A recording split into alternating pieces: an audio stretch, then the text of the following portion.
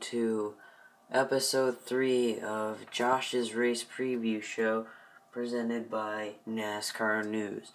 This week we'll be previewing the AAA Texas 500 at Texas Motor Speedway.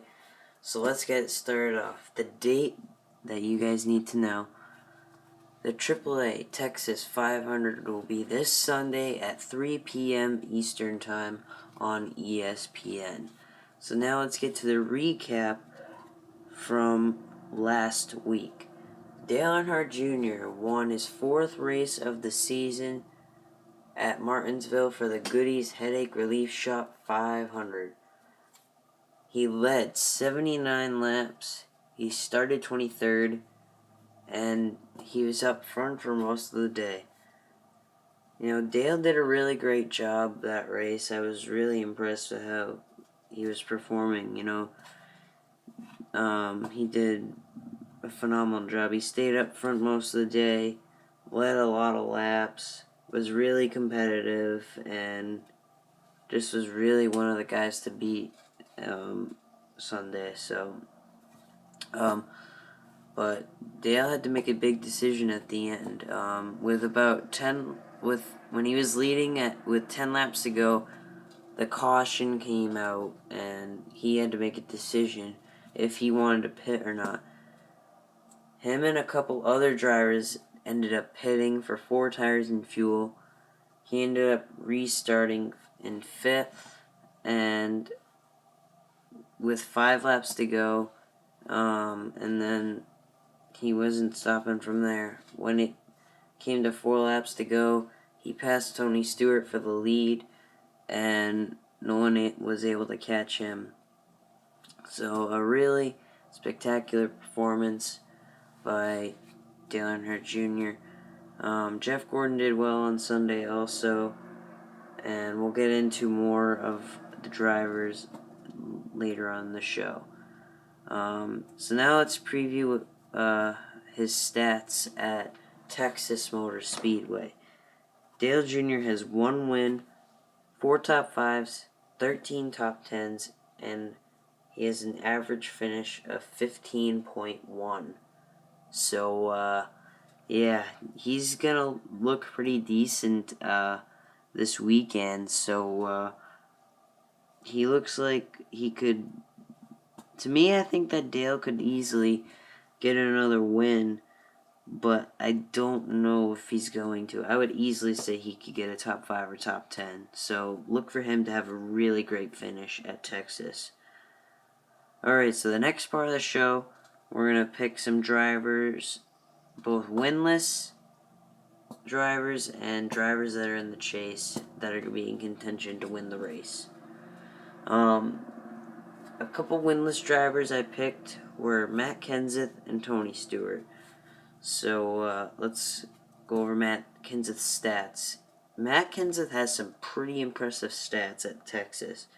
He has 2 wins, 13 top 5s, 18 top 10s, and an average finish of 8.2.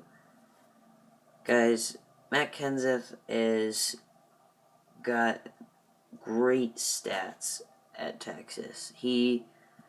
From what I saw for stats out of the top guys in the Sprint Cup Series right now, Matt Kenseth has pretty much the top stats for the Sprint Cup Series roster.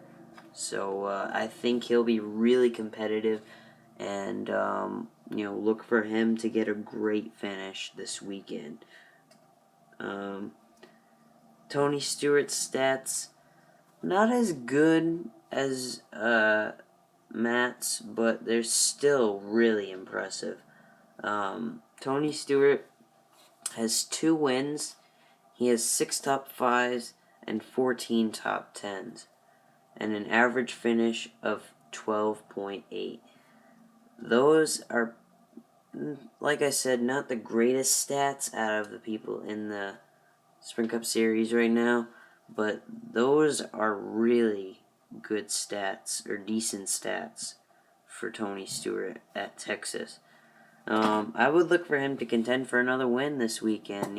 He's really stepped up his game. Well, I wouldn't say stepped up his game. It's just that he's been really struggling since the accident and stuff. So look for him to contend for another win.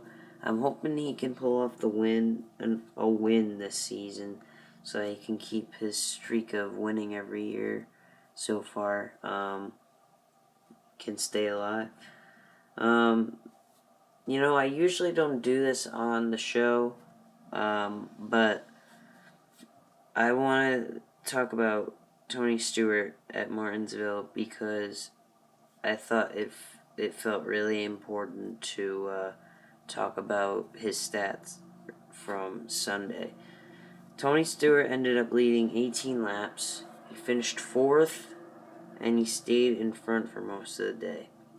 You guys, I know a lot of you guys have lost faith in Tony Stewart for the past year, but Tony Stewart, after Martinsville, looked like he was almost back to where he left off in 2012 when he was really competitive. Well, 2013 he was good too. I'm not trying to say anything bad or anything, but he looked really impressive in Martinsville this weekend. I was hoping for him to win, but because I'm a fan of his, so but I don't know. He looked really great all day. I didn't know if he was going to finish good, though, because of the accident he had with Kevin Harvick and Matt Kenseth. So, just thought I'd talk to you guys about that, but I'm going to move on to the next part of the show, not the next part, but the next driver. The driver that I picked that didn't have a win this season, he's also in the chase, and I picked him last week, and I'm picking him again. Jeff Gordon is the chase driver I picked to win this weekend at Martinsville. Or to contend for the win, kind of messed up on that, word that a little bit, not the way I wanted to say it, but Jeff Gordon's stats are pretty impressive at Martinsville, guys. He has 1 win, 10 top 15s. Oh, wow, I said that wrong. Sorry about that. He has 1 win, 10 top 5s, 13 top 10s, and an average finish of 16.7. Jeff didn't have the best stats. His are better than Tony's in a couple of ways, but I still think he'll be able to be competitive this weekend. And look for him to get a win. He had a really dominating performance at Martinsville. I really think that they have stepped up their game, and they're really looking to go after their 5th title. So now we're going to move on to the last part of the show. A contender from last week, but ran into trouble. The driver I picked, I shouldn't say picked. The driver that did end up running into trouble was Kevin Harvick. He was going for a good day at Martinsville. He started 33rd, didn't have the greatest qualifying effort. He didn't lead any laps, but he was really inside the top 10 for a solid amount of the race. He worked his way through the pack to get inside the top 5 and top 10. And, he spent most of the day there. He did a really great job. But about halfway through the race, I think it was. Wait, no, I don't think so, actually. I messed up on that. Matt Kenseth made contact with Kevin Harvick, and he got into the wall, and he ended up getting a lot of cosmetic damage